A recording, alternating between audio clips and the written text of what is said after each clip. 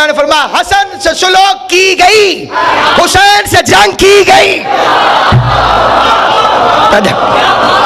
दोनों से किए जाने वाले सवाल मुख्तलिफ थे। हसन से हुकूमत मांगी गई थी, हुसैन से बैअत मांगी गई थी। अब सवाल मुख्तलिफ करते हो और फिर कहते हो कि जवाब मुख्तलिफ क्यों है? अगर वही सवाल तुम इमाम हसन से करते जो इमाम हुसैन से की थी तो करबला बर्पा हो जाती। एक बंदा डॉक्टर के पास गया, उसने अपना चेकअप करवाया। सारा चेकअप करने के बाद डॉक्टर ने कुछ दवाइयां लिख के दे दी कि ये खाओ, ये खाओ, ये खाओ। 10 साल तक वो दवाई खाता रहा। उसके बाद फिर डॉक्टर के पास गया। जिस डॉक्टर के पास अब गया उसने कहा कि ऑपरेशन नागुज़ीर है।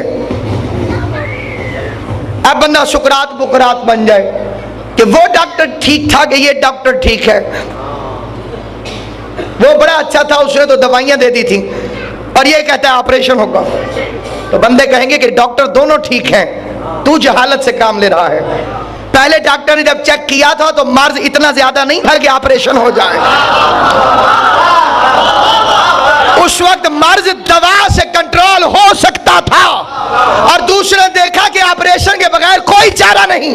तो जब जमाना इमाम हसन था तो आपने देखा कि माविया की मुनाफिकत को सुलह से बेनकाब कर देना जरूरी है और हुसैन ने देखा कि करबला वाले ऑपरेशन के बगैर गुजारा नहीं होता। ये कहा जा सकता था कि चांस नहीं दिया गया। आले मोहम्मद थोड़ा सा चांस देते। एक तरफ सियासत दुनिया, फरेबकारी शैतान, रिश्वत और उसके जितने फैक्ट हैं वो पिछली तकरीरों में मैंने आपकी खिदमत में अर्ज किए हैं। सबसे पहले दुश्मनी विलायत, क्या अगर विलायत आले मोहम्मद को तस्लीम कर लेंगे तो हुकूमत करने का हक नहीं रहता। विलायत की मुखालिफत इसीलिए की गई कि कहीं हुकूमत आले मोहम्मद के हवाले न की जाए। तो जहां जहां गर्दन में हुकूमत करने का सरिया होता है वहां वहां अली की विलायत का इनकार होता है कि कहीं मेरे थानेदारी खत्म ना हो जाए, कहीं मेरी चौधराहट खत्म ना हो जाए। ये पहला फैक्ट था हजरत इमाम हसन अलैहिस्सलातु वस्सलाम के जमाने में जो मुश्किलें विरासतन इमाम के पास आ रही है। पहला विलायत का इनकार। दूसरा वज़ा हदीस का फितना। जेली हदीस साज पैदा किए जा रहे हैं और जिन्होंने कातिबे वही करार दे दिया। उम्मुल मोमिनीन हज़रत आयशा ने नहीं, मजलिस सुनने के ये आदाब नहीं है जो आपने किया है, ये गलत है। जो बात मार्फत होती है वो मार्फत होती है। इस पर मैं तशरीह भी नहीं करूंगा, मजलिस के बाद आप मुझसे मिलिएगा। सामईन गिरामी क़द्र, आइम्मा मासूमीन ने उनके साथ गुजारा किया है आप हजरात को माशरे के अंदर जिंदा रखने की खातिर। 6 मरतबा इमाम सादिक से बंदे ने पूछा आपका उम्मुल मोमिनीन आयशा के मुतालिक क्या ख्याल है? इमाम ने सुकूत इख्तियार किया। तो सुकूत जो है वो बहुत बड़ी चीज होती है, इसलिए माशरे को समझिए और मुआइज़ा हसना को समझिए और अपने पैगाम को पहुंचाइए, ना कि उनकी तरह के जिस तरह से एक होशियार वकील का तरीका होता है कि वकील मुखालिफ को गुस्सा दिला दे ताकि वो अपने मौजू की तरफ आई ना और उल्टी पुल्टी बातें करने लगे। तो राज़म की बातें और होती हैं और बाज़म की बातें और होती हैं। जहाँ पे आपकी खिदमत में याद करना चाहता हूँ 2300 हदीसें उम्मुल मोमिनीन हज़रत आयशा ने माविया के फ़ज़ाइल की बयान की जिनका सिरे से कोई वजूद ही नहीं था। उसी जमाने में उसे कातिबे वही क्रिएट कर दिया गया कि ये कातिबे वही है और ये ना सोचा गया कि जिसने फतेह मक्का के वक्त मसलहतन कलमा पढ़ा हो। अब फतेह मक्का के बाद आयतें कितनी आई जो ये साहब लिखते थे। पहले तो उन आयतों को काउंट कीजिए। गदीर में वही का सिलसिला बंद, खत्म। अल-यौम अकमलतु लकुम दीनकुम व अतममतु अलैकुम निअमती व रज़ीतु लकुमुल इस्लाम दीना। और इसके बाद ये सेकंड लास्ट आयत है और लास्ट आयत जो आई अल-यौमा याइसल्लज़ीना कफरू मिन दीनकुम, आज काफिर तेरे दीन से मायूस हो गए। अल-यौमा, फसाहत कुरान से बड़ी क्या फसाहत होगी। अल-यौमा याइसल्लज़ीना कफरू मिन दीनकुम, आज। तो इतनी सख्त ईद है गदीर कि जो काफिर कभी मायूस नहीं हुआ उसे अली मायूसी हो गई। और मायूस वो होता है जिसके मंसूबों में पानी फिर जाए। पूरे सकीफे की मौत वाक़या हो गई गदीर से। तो अब ये मौजू फिर दूसरी तरफ चला जाएगा और सुई रोजेदारों के एहतराम में तेजी से भागती चली जा रही। तो सामीन गिरामी कद्र, आज तो आपके हाथों में भी खजूरें हैं माशाअल्लाह, खुदा खैर करेगा मोहम्मद वाले मोहम्मद के सदके में। बिल्कुल मस्जिद नबी याद आ गई जहाँ असर की नमाज के बाद लोग खजूर हाथ में ले लेते हैं कि खुदा न खास्ता कहीं मकरूह ना हो जाए। तो सामीन गिरामी सुभान अल्लाह, जन्नत में जो रहना चाहता है चैन के साथ, उसे लाजिम है कि वह हमेशा है मशरिक़ के। बेशक बेशक जनाब ज़हरा को मोहब्बत है दोनों शहजादों से, जिक्र हसन भी जरूरी है जिक्र हुसैन के साथ। तीन दिनों में आका मौला हसन की मोहब्बत है, किसके द्वारा? अरबी में बड़े हुसैन को कहते हैं हसन।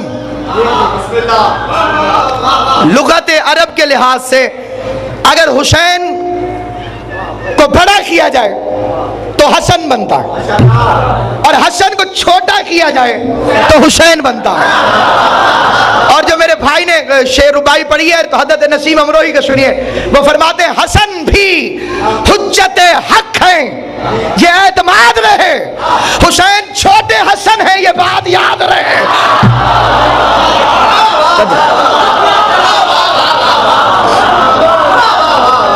तो इसलिए सामईन गिरामी कद्र सिब्त अकबर का तस्करा है। और आपकी तवज्जो चाहता हूं वज़ह फितने वज़ह हदीस। कल मैंने अर्ज किया था कि खुद अहमद इब्न हंबल हैरान होकर खड़े हो गए उस शख्स के सामने जो हदीस बयान कर रहा था अहमद इब्न हंबल के नाम से, कि फरमाया अहमद इब्न हंबल ने कि जो एक मर्तबा ला इलाहा इल्लल्लाह कहे, अल्लाह जन्नत में एक परिंदा पैदा करता है जिसकी चोंच सोने की होती है, और वो कयामत तक फिर उस मोमिन के लिए ला इलाहा इल्लल्लाह पढ़ता रहेगा। अहमद इब्न हंबल ने उठ के कहा, क्या तू अहमद इब्न हंबल को जानता है? उसने कहा नहीं। उसने कहा अहमद इब्न हंबल मैं हूं, मैंने तो ये हदीस बयान नहीं की। तो उसने कहा कि 17 अहमद इब्न हंबल और हैं, तू पता नहीं कौन सा है, बैठ जा। तो ये फितना शुरू हो गया। और उसके बाद पूरी जिम्मेदारी से फिर कहता हूं, सिर्फ अहले सुन्नत नहीं, अहले हदीस उलमा की किताबों की भी जिम्मेदारी से, कि उम्मुल मोमिनीन बीबी आयशा ने आखिरी उम्र में इमाम हसन से पर्दा करना शुरू कर दिया। मौला अली का नाम नहीं लेती थी। उनकी रिवायतें सही बुखारी में मौजूद हैं कि जब मैं वहाँ पे गई तो वहाँ पे वो साहब थे, वो साहब थे, वो साहब थे, मुगैरा बिन शोबा था, मोहम्मद इब्न असलमा था, और एक वो और शख्स बैठा हुआ था। तो फिर बाद में रावी कहता, मैंने अपने बाप से पूछा कि वो और शख्स कौन है, तो उसने कहा वो अली है, ये उनका नाम नहीं लेना चाहती। तो सामईन किराम कद्र, एक ऐसा दौर कि खुद हजरत उस्मान की शान में इतनी हदीसें, 1 दिरहम के बदले में 1 हदीस और 5 दिरहम के बदले में 2 हदीसें, इतनी हदीसें हो गई कि खुद फिरौन शाम परेशान हो गया कि ये बहुत ज्यादा हो गई हैं, इन्हें कुछ कम कीजिए। कम की तो फिर अभी भी ज्यादा है। तो अमर इब्न अल-आस ने कहा कि थोड़ी सी हदीसें हजरत अबू बकर और हजरत उमर के लिए भी बनवा लें, बैलेंस हो जाएगा थोड़ा सा। फिर हदीसें बनाई गई, और अजीब और गरीब हदीसें कि मैं जानबूझ के उन्हें नहीं पढ़ना चाहता। एक मैंने कल पढ़ी थी, अबू बकर मिन्नी व अना मिनल अबू बकर। इस हदीस को बाकायदा मोतबर किताबों में लिखा गया जिसका कोई सिलसिला मौजूद नहीं है। और उसके बाद सबसे अहम फैक्ट जो दूसरी तकरीर में मैंने अर्ज किया था कि 3 करप्ट तरीन हुकूमतों के बाद अली के पास हुकूमत आई।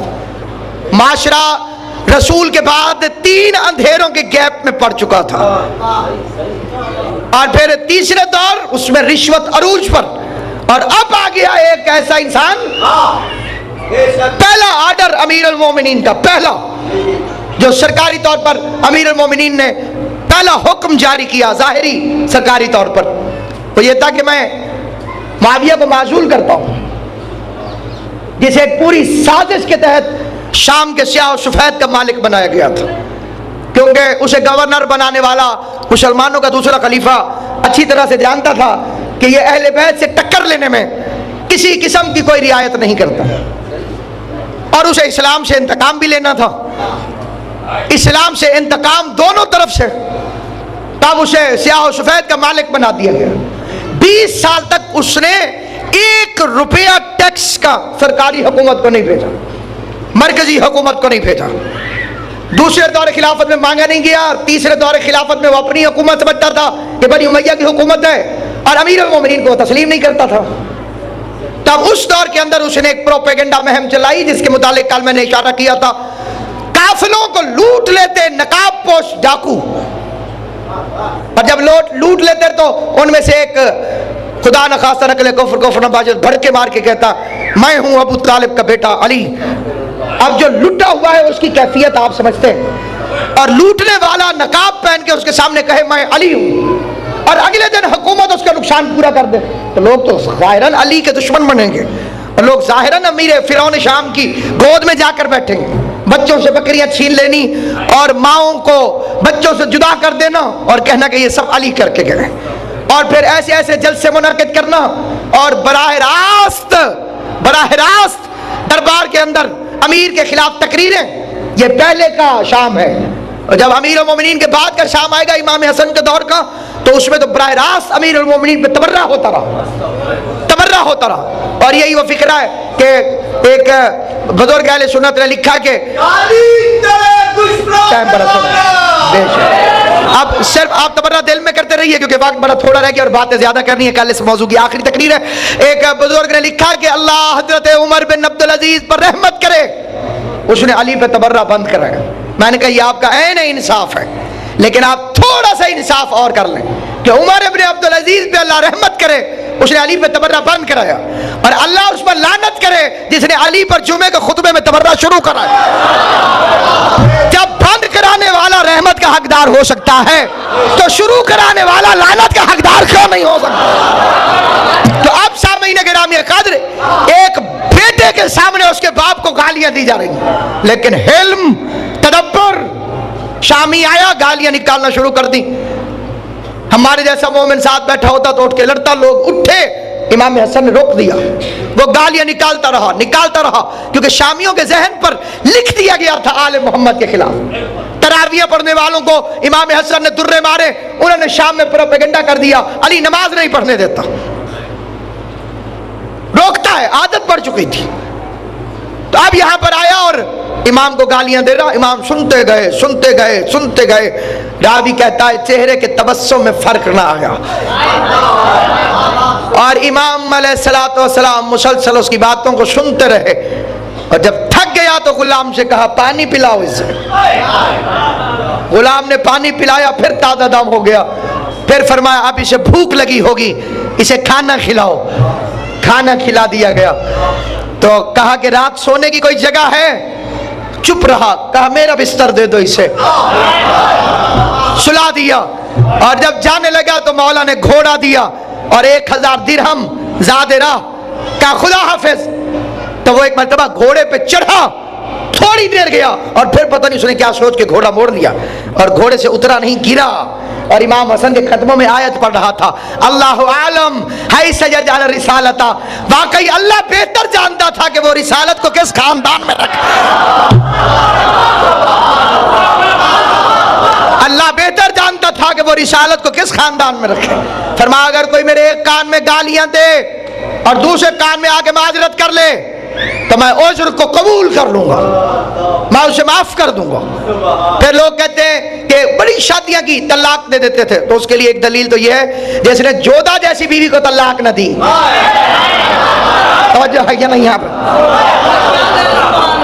एक फिक्रा यहाँ पे पढ़ा जाता है काफी तादाद में, सादात उज़ाम अज़ादारान इमाम हुसैन और बेखुद शकील अब्बास साहब। मैं फिक्रा अर्ज करना चाहता हूँ, अगरचे ये फिक्रा सलामत भाई मसाइब में पढ़ा जाता है, मैं फदाइल में पढ़ना चाहता हूँ कि मैं जब हर इमाम ने अपने कातिल से एक कामन सवाल किया। 11 इमामों के फिक्रे ऑन द रिकॉर्ड हैं, खुदा बार में कुछ सलामत रखे और उनके ज़हूर में जल्दी करे। ऑन द रिकॉर्ड है आइम्मा मासूमीन के खास सब ये फिक्रे मशहूर ज़माना, अमीर अल मोमिनीन से लेकर सरकार अस्करी तक एक ही फिक्रा और 11 मासूमीन ने उसे रिपीट किया। 11 मासूमीन ने मुसलसल रिपीट किया और कहा अपने कातिल से, क्या फिक्रा है आपको याद है? सिर्फ मैं याद दिलाऊंगा, क्या मैं तेरा अच्छा इमाम नहीं था? बज़ाहिर बड़ा अजीब फिक्रा लगता है। मौला अली इब्न मुलजम से फरमा रहे हैं, इमाम हसन जोधा से कह रहे हैं, तेरा अच्छा शौहर नहीं था, तेरा अच्छा इमाम नहीं था। क्या मतलब? कातिल की भी जुर्रत नहीं हुई कि किरदार में कोई ऐब निकाल सके।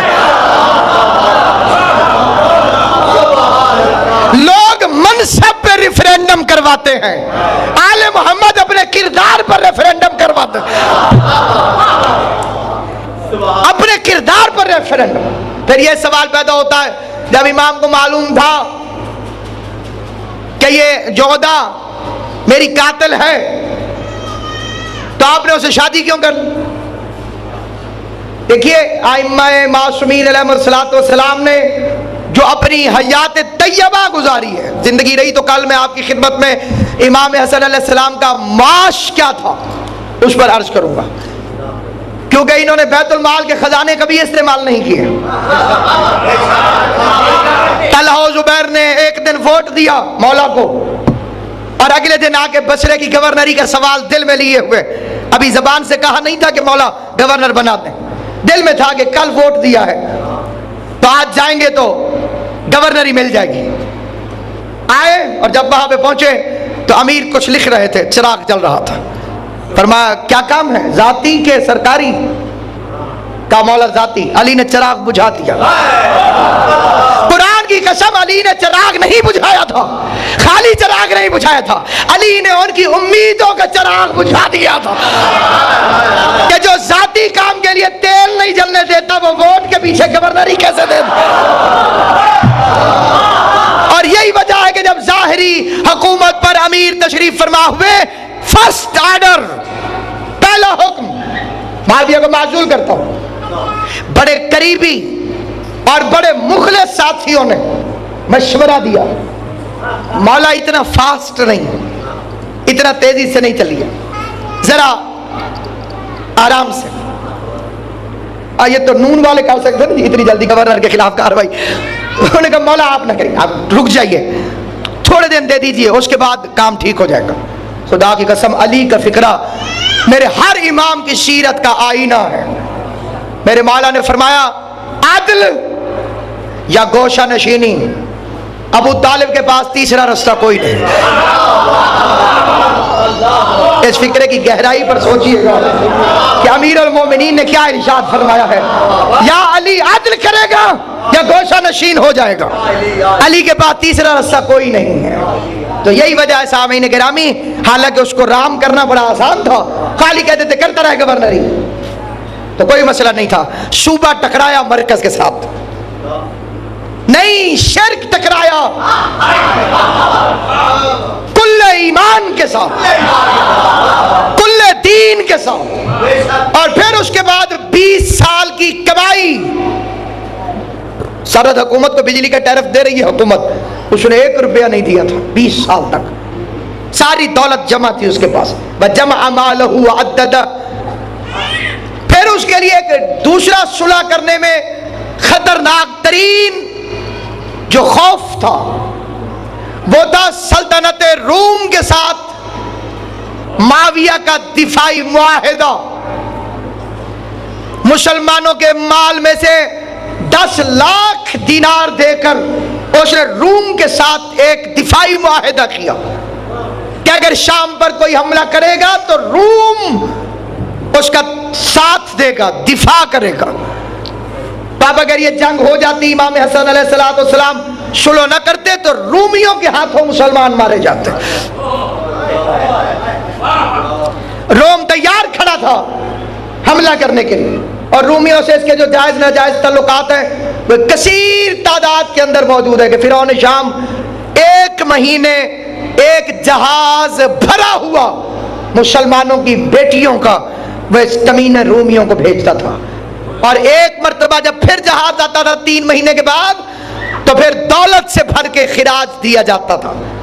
यह वो वजह है जिसकी वजह से कुछ तो दुनिया की लड़ाई मोमिनीन ने जाके लड़ी मुसलमानों ने, और यजीद शिकार खेलता रहा, अय्याशी करता रहा, भूख और प्यास की वजह से अयूब अंसारी जैसा बूढ़ा सहाबी किले की दीवार के बाहर भूख की वजह से मर गया, और उसकी कब्र आज तक तुर्की के अंदर, कुछ दुनिया के अंदर वहां पे मौजूद है। तो सामईन गिरामिल कद्र, ये बातें तारीख में छुपी हुई हैं, भूल के भी कभी ये फिक्र न कहिए इमाम अमन, ये तौहीन इमाम हसन है।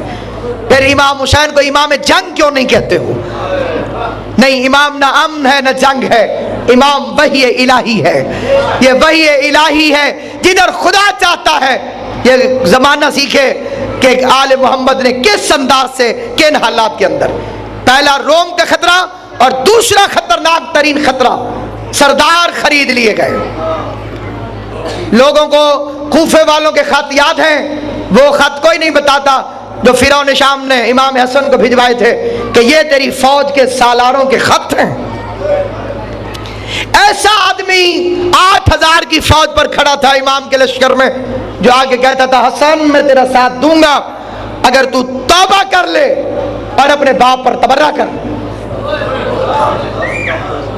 तो बताइए इमाम हसन क्या करते?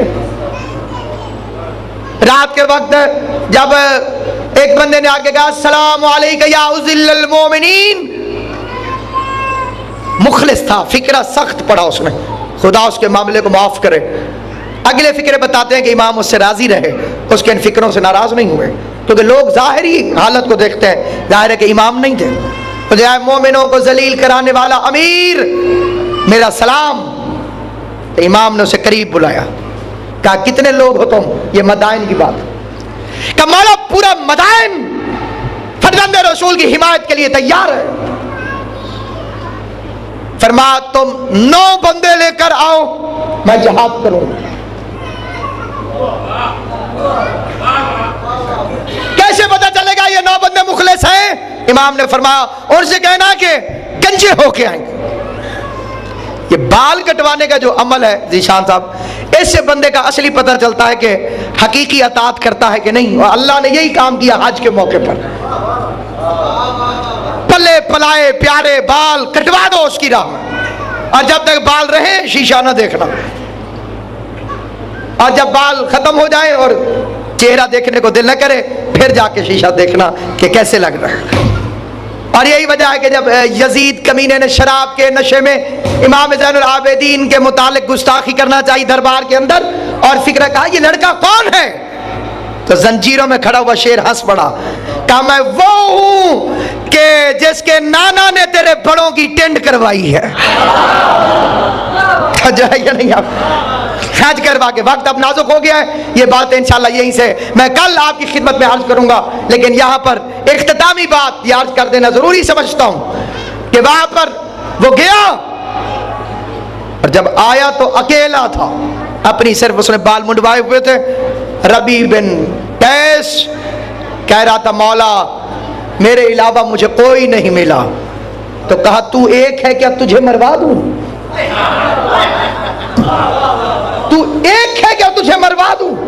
तो इमाम की निगाह में जहां शियान अली का तहफ़्फ़ुज़ है, और कल इंशाअल्लाह जिंदगी रही तो मैं असली रेफरेंसेस के साथ सुलहनामे की शराइत बयान करूंगा। बकवास शामिल कर दी गई शर्तों के अंदर, और हमारी किताबों वाले भी बाज लकीर के फकीर उधर से पकड़ा और इधर छाप दिया। 1 लाख रुपए मुझे देता रहेगा सालाना, ये मयार इमाम हसन है। हुकूमत छोटा है और 1 लाख रुपए मांग रहा है। ये दुनिया को कह दिया कि उन्हें तो बस शादियां चाहिए थी, उन्हें तो बस पैसा चाहिए था, बस पैसा देते रहो मैं शादियां करता रहूं, अन्य हुकूमत से क्या काम। ये बनी उमैया की साजिश, और आजकल के जमाने में इन बातों को आम कर दिया गया। पहली शर्त थी किताब और सुन्नत रसूल, सुलह होती उन्हीं शर्तों पे है जिन पे झगड़ा हो। इमाम हसन ने उससे लिखवा लिया कि ना तेरा कुरान से ताल्लुक है ना सुन्नत रसूल से ताल्लुक है। तो ये एक सबसे बड़ी फतह है। डॉक्टर प्याम आदमी के शेर पे एक तफा होगी, आज मसाइब नहीं होंगे, बिल्कुल शब विलादत में हम पहुंच चुके हैं। खुदा आप सबको मुबारक करे। हजरत इमाम हसन अलैहिस्सलाम के नजूल पर नूर को डॉक्टर प्याम आदमी फरमाते हैं, तोड़े हैं तेरी सुलहों ने बातिल के हौसले, तूने कलम से काम लिया जुल्फ़िकार का। खुदावंदा मोहम्मद और अहले बैत मोहम्मद के वास्ते इस जिक्र पाक को अपनी बारगाह में शर्फ कबूलियत अता।